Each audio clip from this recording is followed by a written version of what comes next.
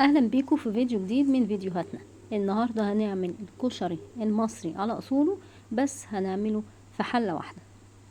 ما تنسوش الاشتراك في القناه وتفعلوا زر الجرس عشان يوصل لكم كل جديد وسهل من قناتنا. هنبدا بسم الله. ومعانا اول حاجه شويه زيت حلوين كده عشان يطلع مفلفل. بصلايه مقطعينها، هتاخد تشويحه يا دوبك صغيره.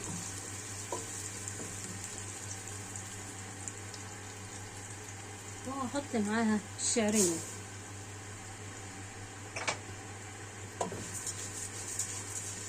طبعا الكشري المصري على اصوله الشعريه بتاعته بتبقى لما بتبقى غامقه شويه بيبقى الشكل حلو والطعم احلى يعني.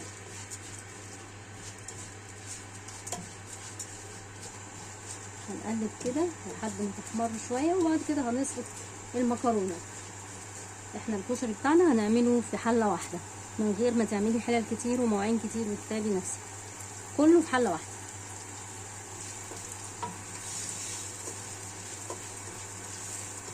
البصلايه طبعا بتدي طعم خطير للكشري.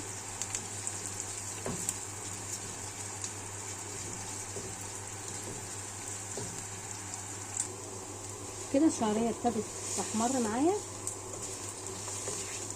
قبل ما تحمر قوي اللون اللي انا محتاجاه هروح حاطه المكرونه عشان اقلبها تقلبتين مع الشعريه والشعريه تكمل التحمير بتاعها. احط كده المكرونه.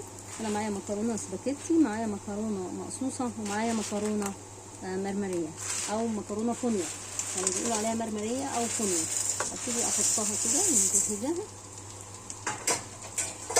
وهبتدي اقلب واحمر كله مع بعض. بس طبعا الشعريه عايزينها بتبقى احمر زياده، يعني حمارها بيبقى زياده في الكشري.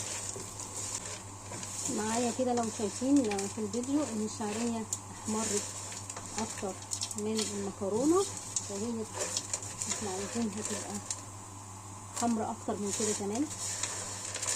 هنقلب شويه كمان لحد ما نوصل للون اللي احنا عايزينه. انا بحب الشعريه هنا بتبقى يعني لونها بيبقى غامق شويه، بتديني تست حلو في الكشري. المكرونه برضو تبتدي تاخد معايا لون. هتيجي بقى لما تشرب الميه هتبقى المكرونه مفلفله، مش هتبقى مسلوقه، هتبقى مفلفله، طعمها يبقى حلو.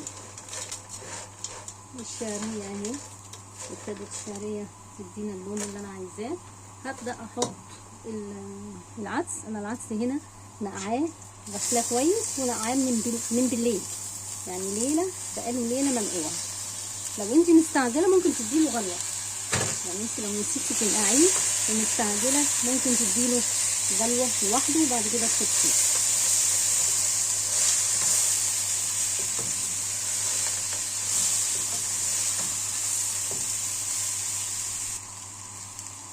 الحمص معايا انا كنت اديته غلوه علشان الحمص سواه بيبقى اكتر من سوى العدس،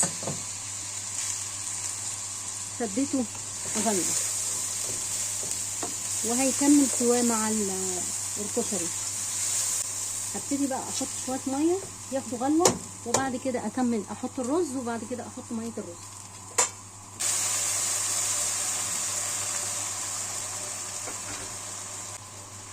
هنحط الملح،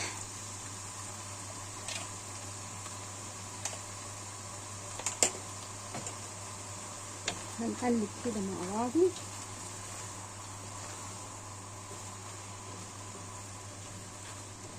وهنوطي توطيه خفيفه تاخد غلوه، وبعد كده هحط الرز. كده تمام. هبدا احط الرز بتاعي مغسول كويس.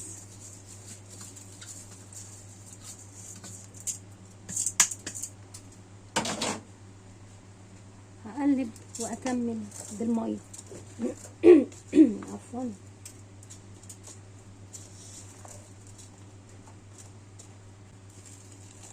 الميه عندي سخنه عشان يغلي معايا بسرعه. هتحطي ميه قد ايه؟ هتحطي ميه تغطيلك يا دوبك تبقى على الوش كده، على وش الكشري. احنا اصلا ادينا المكرونه غلوه في الميه، فيعني خدت نص سوا، فاحنا هنعتمد بقى على سوا الرز،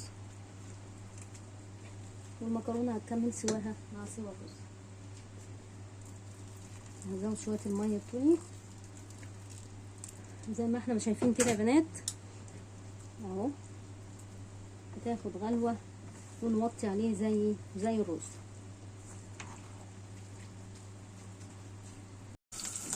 ونقلب البصل نديله تحميره عشان نعمل الصلصه بتاعتنا.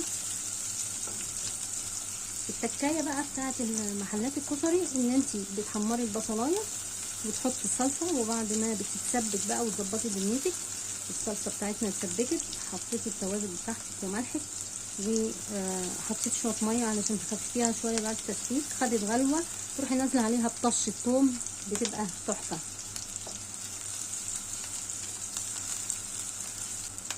يا دوبك هتحمر واروح حاطه الصلصه بتاعتي اهي. البصله معايا ابتدت تاخد لون ذهبي، هبدا اروح حاطه عليها الصلصه كده،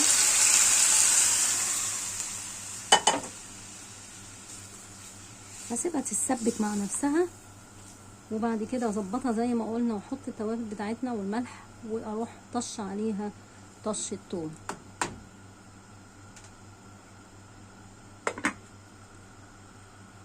هنا بقى انا مقطعه البصلايه دي واروح حاطه عليها شويه نشا كده صغيرين عشان يقرمش معايا. هبدرها كده بشويه نشا او بشويه دقيق، يعني ايه اللي موجود. المفروض دي انا قطعتها وبعد كده حطيت عليها شويه ملح صغيرين علشان تنزل الميه بتاعتها، وهحمرها في الزيت عادي. سخنت الزيت وهبتدي احط فيه البصل اللي انا كنت حاطه عليه شويه النشا عشان ابدرهم يبقى مقرمش. نشا او دقيق، لو عندك نشا تمام، عندك دقيق تمام. الزيت لازم يبقى سخن عشان البصل ياخد صدمه ويحمر معايا وينشف ويقرمش. البصل ابتدى يحمر معايا، هقلبه، وطبعا اول ما بياخد اللون اللي انا عايزاه بروح على مناديل عدل اصفيه واحطه على مناديل عشان اي زيت زياده المناديل تشرب. نشوف الصلصه كده،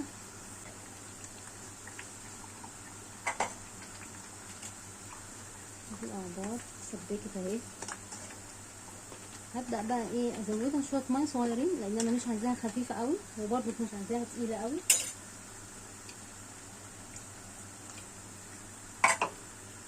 احط معايا التوابل، انا حاطه هنا ملح وفلفل اسود وشويه جنزبيل.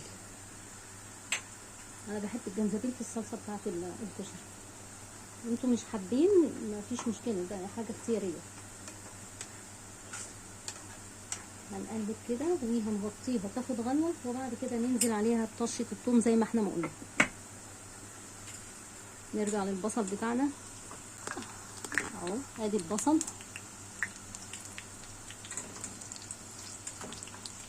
ابتدى لونه يظبط معايا اهو، بص مفرول كله ومش ماسك في بعضه، مش مرنخ على بعضه، مش شارب زيت، عشان النشا اللي احنا حطيناها. شويه كمان اللون يزيد شويه كمان ونشيله ونحطه على مناديل ورق. يعني انا ما بحبش البصل يعني غامق قوي عشان طعمه بيدي مراره شويه، فانا بحبه يبقى ايه لون دهبي. اللون ده معقول بالنسبه لي، اللون ده حلو قوي اهو. احاول انزل اي زيت زياده وبحط على المناديل. بصوا بصوا مفيش واحده ماسكه في التانيه.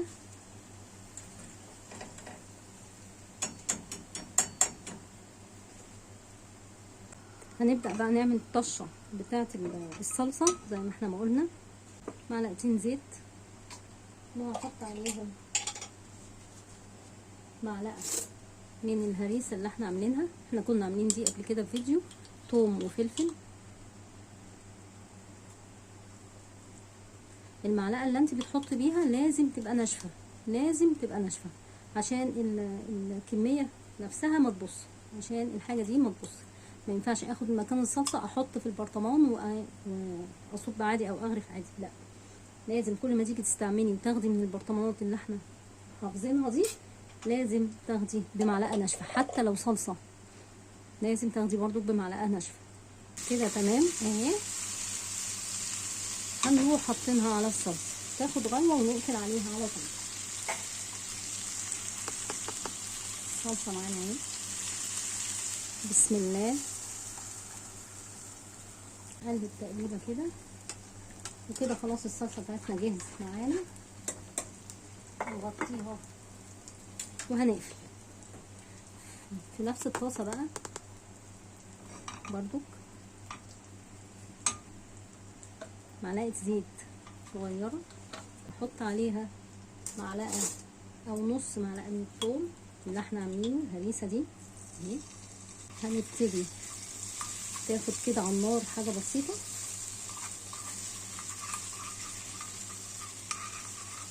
عشان نعمل الدقه. متوفر عندك الهريسه اللي احنا عاملينها دي تمام، مش متوفره فصين توم هيتدقوا حلو مع شويه ملح صغيرين وتظبطي بيهم كل الطشات بتاعتك. بعديها هنحط شويه خل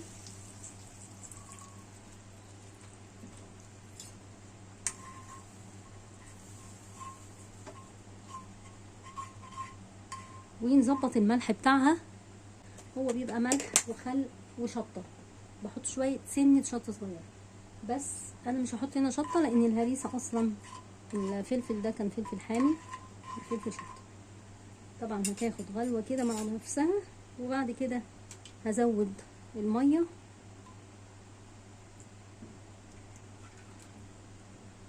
وهيبقى معانا احلى دقه. ممكن نحط عليها معلقتين من الصلصه اللي احنا عملناها، بتديها لون وبتديها طعم احلى اهي.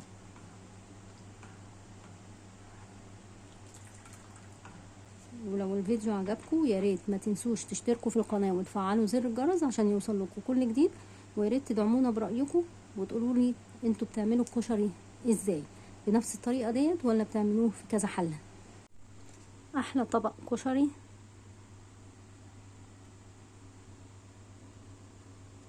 معانا الدقه